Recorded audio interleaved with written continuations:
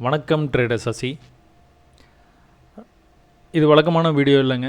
Subscriber count வந்து 10,000 போய் reach ஆகிருக்கு. ஸோ என்ன நான் எதிர்பார்த்தனோ அது வந்து இப்போது நடந்துகிட்டே இருக்குது. எனக்கு சந்தோஷம். நான் சொல்லித்தர கான்செப்ட்ஸ் வந்து நிறைய பேரை போய் ரீச் ஆகணும் அப்படிங்கிறது தான் வந்து என்னுடைய ஆசையாக இருந்தது. அந்த ஆசை கொஞ்சம் கொஞ்சமாக வந்து நிறைவேறிக்கிட்டே இருக்குது. இவ்வளோ 10,000 பேரும் வந்து என்னை சப்ஸ்கிரைப் பண்ணி என்னோடய வீடியோஸ் எல்லாம் பார்த்து நீங்கள் மார்க்கெட்டை வந்து புரிஞ்சிக்க முயற்சி பண்ணுறீங்க அப்படின்னு நினைக்கும் போது எனக்கு சந்தோஷமாக இருக்குது. இது ஒன்றும் என்டர்டெயின்மெண்ட் சேனல் கிடையாது, ஒரு நியூஸ் சேனல் கிடையாது. கடன்னு சப்ஸ்கிரைபர் வர்றதுக்கும் ஏதாவது ஒரு நியூஸை போட்டு பயமுறுத்தி நிறையா வந்து சப்ஸ்கிரைபர் கவுண்ட்டை வந்து இன்க்ரீஸ் பண்ணிக்கிறதுக்கான முயற்சியில் வந்து ஈஸியாக பண்ணுறாங்க. நிறைய இதில் ட்ரேடிங்கில் கூட பண்ணுறாங்க. ஏன் டாட்டா மோட்டார்ஸ் பெரிய ஃபால் ஆச்சு, தங்கம் இன்னும் வந்து இப்போ 1000 பாயிண்ட்டு கீழே போகுமா? சில பேர்லாம் வந்து தங்கம் வந்து நான் வந்து இப்போ பதிவு போட்டுகிட்டு இருக்கும்போது என்ன சொன்னாங்க அப்படின்னா, தங்கம் வந்து அடுத்த டார்கெட் வந்துட்டு எங்கே 1500 என்னமோ சொல்லிகிட்டு இருந்தார் ஒருத்தர். என்னோடய ட்விட்டரில் வந்து திரும்ப அவர் போஸ்ட் பண்ணிக்கிட்டே இருந்தார். நான் அவரை பிளாக்கே பண்ணிட்டேன். ஸோ அப்படி தான் இருக்குது. அந்த மாதிரிலாம் வந்து வீடியோஸ் போடும்போது வந்து நிறைய ரீச் ஆகுதுங்க. பாசிட்டிவாக எதனாச்சும் சொன்னோன்னா ரீச் ஆக மாட்டேங்குது. கொஞ்சம் கஷ்டமாக தான் இருக்குது. பட் ஆனால் பரவாயில்ல, ஓரளவுக்கு ரீச் ஆகிருக்கு. போதும், இதுவே போதும். ட்விட்டரில் வந்து 2019 வந்து நம்ம வந்து கிட்டத்தட்ட கொரோனாவுக்கு முன்னாடி வந்து ஜஸ்ட் பிஃபோர் கொரோனா நம்ம வந்து ஆரம்பித்தோங்க. இதில் வந்து எனக்கு ரொம்ப ஈஸியாக இருக்குது. ஒரே ஒரு ஸ்க்ரீன்ஷாட் எடுத்துகிட்டு அதை பற்றின ஒரு சின்ன டீட்டெயில் மட்டும் கொடுத்துட்டு அது யார் பார்க்குறாங்க பார்க்கல அப்படிங்கிறத பற்றி கவலைப்படாமல் நான் பாட்டுக்கு என் வேலையை பார்த்துட்டு இருந்தேன். ஸோ ட்ரேடிங்கில் சவுத் இந்தியாவை நோக்கி வந்து கொஞ்சம் நிறையா வந்து ஸ்கேம்ஸ்லாம் வர ஆரம்பிச்சது கொஞ்சம் கொஞ்சமாக. ஸோ நிறைய பேர் வந்து ஸ்ட்ரகிள் பண்ணுறாங்க. நான் உட்பட ஸ்ட்ரகிள் பண்ணிட்டு தான் இருந்தேன். ரொம்ப பெரிய தேடுதலுக்கு அப்புறம், ரொம்ப பெரிய முயற்சிக்கு அப்புறமா சாதாரணமான ஒரு விஷயமே நல்லா வேலை செய்யுது அப்படிங்கிறத நான் கற்றுக்கிட்டேன். நான் கற்றுக்கிட்டு நிறையா பயிற்சி பண்ணி ஆமாம் வேலை செய்யுதுங்கிறத கன்ஃபார்ம் பண்ணிவிட்டு அதுக்கப்புறம் தான் வந்து இதெல்லாம் பண்ண ஆரம்பித்தேன். நான் இன்னும் கூட பெட்டர் கனெக்டிவிட்டி. நான் எவ்வளோ தான் நான் உங்களுக்கு வந்துட்டு இன்றைக்கி கூட கோல்டில் வந்து இன்றைக்கி நல்லா இருந்தது. ட்விட்டர் பேஜில் என்ட்ரி அட் எக்ஸிட் வந்து எப்படி பண்ணலாம் அப்படிங்கிறது வந்து லைவில் வந்து பார்த்துக்கிட்டு இருந்தோம். நிறைய கமெண்ட் பண்ணாங்க. நிறைய என்ன ஆச்சு அப்படிங்கிறத வந்து நாங்கள் வந்து ஜாலியாக வந்து டிஸ்கஸ் பண்ணோம். எனக்கு ரொம்ப பிடிச்சிருந்தது. ஸோ இந்த மாதிரி டிஸ்கஷன்லாம் வந்துட்டு எப்போ வரும் அப்படின்னா, கொஞ்சம் சப்ஸ்கிரைபர் கவுண்ட் வந்து அதிகமாகும்போது தான் வந்து வரும். ட்விட்டரில் இந்த 5 வருஷமாக நானும் பார்க்குறேன், சப்ஸ்கிரைபர் கவுண்ட் வந்து இன்க்ரீஸ் ஆகவே இல்லை. அதுக்கு என்ன பண்ணணும்னு எனக்கு தெரியல. பட் ஆனால் அப்படிலாம் பண்ணி தான் சப்ஸ்கிரைபர் கவுண்ட்டை வந்து இன்க்ரீஸ் பண்ணணும்னு அவசியம் இல்லைன்னு சொல்லிட்டு விட்டுட்டேன். பார்த்த வரைக்கும் பார்க்கட்டும், அப்புறம் பார்த்துக்கலாம் அப்படின்னு சொல்லிட்டு விட்டாச்சு. ஏன்னா இதுக்கெலாம் நேரம் இல்லை. அப்போது இன்னும் கூட நான் ஒரு ஃபோட்டோ எடுத்துகிட்டு நான் இதில் வந்து அப்லோட் பண்ணணுன்னா இது வந்து என்ன புரியும் அப்படிங்கிற ஓரளவுக்கு நான் இதில் வந்து எக்ஸ்பிளைன் பண்ணியிருப்பேன்.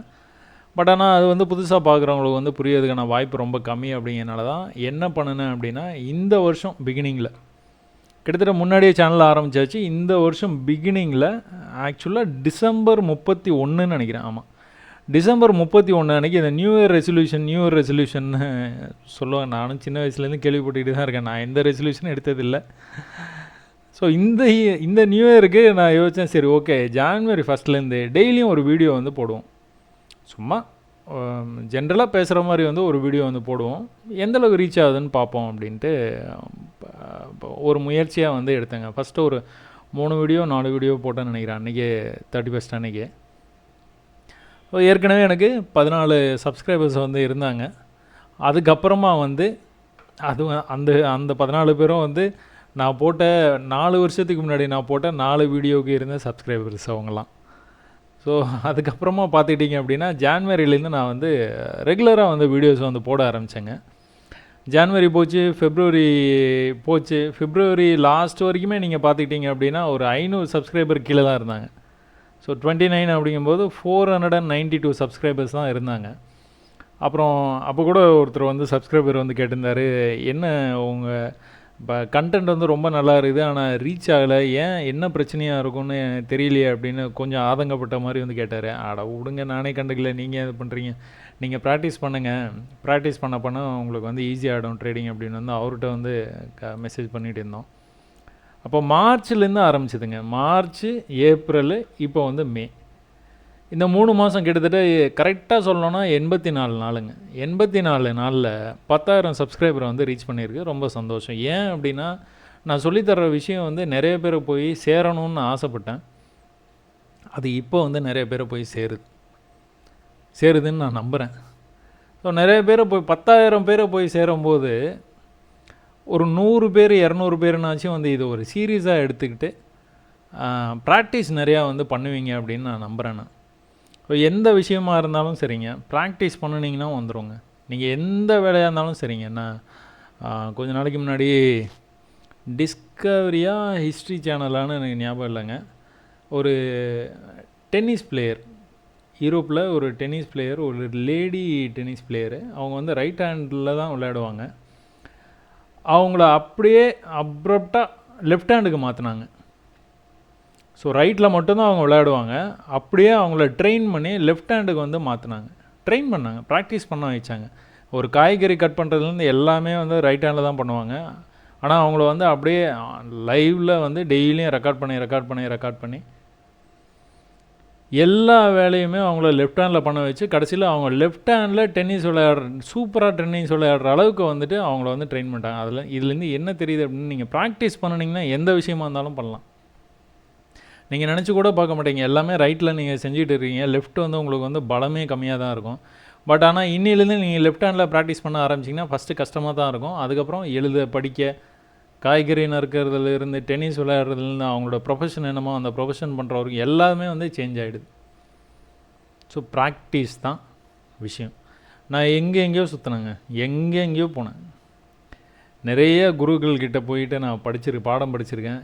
இந்த நேரத்தில் எல்லாத்துக்கும் ஒரு நன்றியை வந்து நான் வந்து தெரிவிச்சுக்கிறேன்.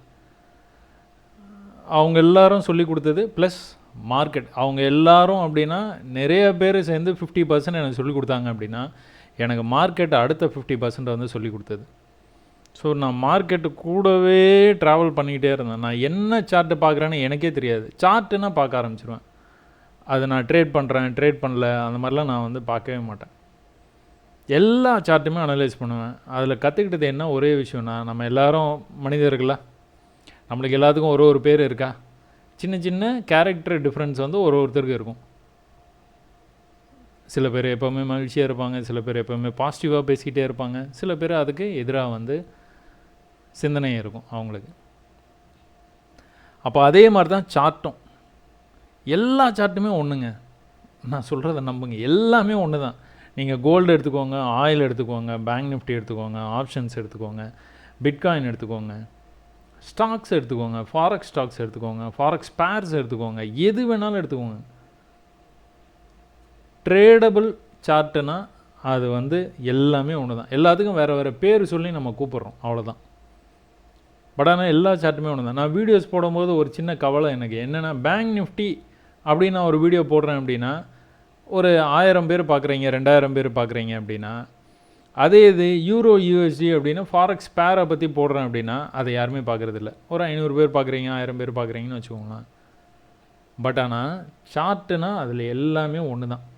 அது யூரோ யூஎஸ்டியாக இருக்கட்டும், இல்லை கோல்டாக இருக்கட்டும், இல்லை பேங்க் நிஃப்டியாக இருக்கட்டும், இல்லை நிஃப்டியாக இருக்கட்டும், இல்லை ஆப்ஷனாக இருக்கட்டும், எல்லாமே ஒன்று தான்.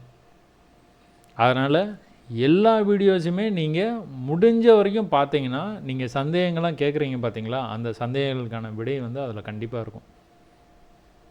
அதுக்காக என்னோடய எல்லா வீடியோஸும் நீங்கள் பாருங்கன்னு நான் சொல்லலை. உங்களுக்கு பிடிச்சிருந்தால் பாருங்கள், கண்டிப்பாக இன்ஃபர்மேட்டிவாக இருக்கும். நீங்கள் அதை ஸ்கிப் பண்ணுறதுக்கான காரணம், அதில் நான் ட்ரேட் பண்ணலையே, அதனால் அதை எதுக்கு நான் பார்க்கணும் அப்படின்னு நினைக்கிறீங்க. அப்படி இல்லைங்க, நீங்கள் கண்டிப்பாக அதையும் வந்து நீங்கள் பார்க்கலாம். அதே மாதிரி நீங்கள் பயிற்சி எடுக்கும்போது பேங்க் நிஃப்டியில் தான் நீங்கள் ட்ரேட் பண்ணுறீங்க அப்படின்னா, பேங்க் நிஃப்டியிலையும் பயிற்சி பண்ணுங்கள், நிஃப்டிலையும் பயிற்சி பண்ணுங்கள், ஆப்ஷன்ஸ்லேயும் பண்ணுங்கள், கோல்டில் என்ன நடக்குதுன்னு பாருங்கள். திடீர்னு போய்ட்டு ஆஸ்திரேலியாவுக்கு போங்க, அங்கே இருக்கிற ஸ்டாக் மார்க்கெட்டில் என்ன நடக்குதுன்னு பாருங்கள். ரஷ்யாவுக்கு போங்க, அங்கே இருக்கிற ஸ்டாக் மார்க்கெட்டில் என்ன போங்க. இந்த சென்ஸ் வந்து இங்கே சார்ட்டில் சொல்கிறேன் நான். சார்ட் அந்த ஊர் ஸ்டாக்கை வந்து எடுத்து என்ன நடக்குதுன்னு பாருங்கள். நம்ம சொல்கிறது இங்கே நம்ம சப்போர்ட் ரெசிஸ்டன்ஸ் இந்த மாதிரி போகுது, லோயர் லோ ஹையர் ஹை, இதெல்லாம் அதில் வேலை செய்ய செக் பண்ணி சும்மா செக் பண்ணி பாருங்களேன். நான் ட்ரேடாக பண்ண சொல்கிறேன். ஆனால் இது எல்லாமே செக் பண்ணுங்கள், ப்ராக்டிஸ் பண்ணுங்கள், எல்லாமே பண்ணுங்கள். ஆனால் பேங்க் நிஃப்டியில் மட்டும்தான் ட்ரேட் எடுக்கணும், வேறு எதுலேயுமே ட்ரேட் எடுக்கக்கூடாது. சும்மா ஃப்ரீ டைம் இருக்குதுன்னு நீங்கள் நினைக்கிறீங்க அப்படின்னா அந்த ஃப்ரீ டைமை இதில் ஸ்பெண்ட் பண்ணுங்கள். வேறு சார்ட்டு என்ன நடந்தது டேயில் என்ன நடந்தது, 4 ஹவர்ஸில் என்ன நடந்தது, என்ன டைம் ஃப்ரேம் வந்து நல்ல பெட்டர் டைம் ஃப்ரேம்னு என்னை வந்து மெசேஜில் கேட்குறீங்க. அது ஏன் நீங்களே செக் பண்ணி பார்த்துடக்கூடாது? ஏன்னா என்னோடய கேரக்டருக்கு எனக்கு ஒரு மாதிரி வந்து 1 ஹவரில் அனலைஸ் பண்ணி 5 மினிட்ஸில் வந்து ட்ரேட் எடுக்குது நல்லா இருக்குதுன்னு எனக்கு அதுதான் சரின்னு எனக்கு படுது. உங்களுடைய கேரக்டருக்கு உங்களுக்கு வந்து 4 ஹவரில் அனலைஸ் பண்ணிவிட்டு 1 ஹவரில் ட்ரேட் எடுக்கிறது பெட்டராக இருக்கணும் உங்களுக்கு தோணலாம். இல்லை 15 மினிட்ஸில் நீங்கள் ட்ரேட் எடுக்கிறது ஈஸியாக இருக்குன்னு உங்களுக்கு தோணலாம். அதுக்கு தான் உங்களை வந்து பயிற்சி பண்ண சொல்கிறேன். திரும்ப பயிற்சி பண்ணினீங்க அப்படின்னா கண்டிப்பாக வந்து ஜெயிக்கலாம்.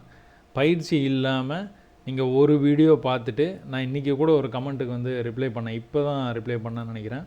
அவன் வந்து சொல்லியிருந்தாங்க, நேற்று நீங்கள் கோல்டு அனாலிசிஸ் போட்டிருந்ததுனால நான் வந்து கொஞ்சம் ப்ராஃபிட் பண்ணேன், ரொம்ப தேங்க்யூ அப்படின்னாங்க. ஐயோ, இதுக்காக நம்ம வீடியோ போடலையே. அதனால தான் பேங்க் நிஃப்டி அனாலிசிஸ் வந்து காலையில் கரெக்டாக 9 மணிக்கு வந்து போட ஆரம்பித்தேன். இந்த 2 நாளாக வந்து அதை பண்ணிகிட்டு இருக்கேன். நான் வியூவர்ஸ் கம்மியாக தான் இருக்கிறாங்க, பரவாயில்ல. அதான் வியூவர்ஸ் வந்து எனக்கு வந்து பிரச்சனையே இல்லை. யாரோ ஒரு 100 பேரை போய் சேர்றதா இருந்தாலும் ஓகே தான், அது கரெக்டாக போய் சேரணும். ஏன்னா நான் ஒரு விஷயத்த சொல்ல வந்து அந்த விஷயத்தையே நடக்கும்னு அதுலேயே நீங்கள் வந்து பிடிச்சிப்பீங்க. அதை வந்து அவாய்ட் பண்ணணும் அப்படிங்கிறதுக்காக தான் காலையில் போடுறேன் நான். பட் அது கொஞ்சம் டைமிங் எனக்கு செட் ஆக மாட்டேங்குது. முன்னாடியே ரெக்கார்ட் பண்ணி வச்சுட்டு தான் காலையில் போடணும் போல். பட் ஆனால் என்னென்னா நான் என்னோடய வீடியோ உங்களை வந்து இன்ஃப்ளூயன்ஸ் பண்ணிடக்கூடாது அடுத்த நாள் நீங்கள் ட்ரேட் பண்ணுறதுக்குன்னு நான் யோசிக்கிறேன். அதனால தான் அந்த மாதிரி வந்து போடுறேன். ஸோ நீங்கள் நிறையா பயிற்சி பண்ணுங்கள். அதுக்கப்புறம் 6 மாதம் கழிச்சு 180 200 நாள் கழித்து நம்ம வந்து ட்ரேடிங் பண்ணிக்கலாம். ட்ரேடிங் எங்கேயும் போயிடாது. அன்றைக்கி ஒரு நாள் நீங்கள் ட்ரேட் பண்ணுவீங்க பார்த்தீங்களா, இந்த 0.1 லாட்டு 0.05 லாட்டெல்லாம் போடுறீங்க பார்த்தீங்களா, ஃபாரெக்ஸில் சொல்கிறேன். ஏன்? பிகாஸ் ஒன்று கேபிட்டல் இஷ்யூ, இன்னொன்று கான்ஃபிடென்ஸே கிடையாது. ஏன் அந்த ட்ரேட் எடுக்கிறோன்னே தெரியல, எந்த இடத்துல க்ளோஸ் பண்ணணும்னு தெரியல, எந்த இடத்துல ப்ராஃபிட்டில் க்ளோஸ் பண்ணோம், நெகட்டிவாக போச்சுன்னா எந்த இடத்துல வந்து க்ளோஸ் பண்ணோம், எந்த ஐடியாவுமே இல்லை. அதுதான் பிரச்சனை.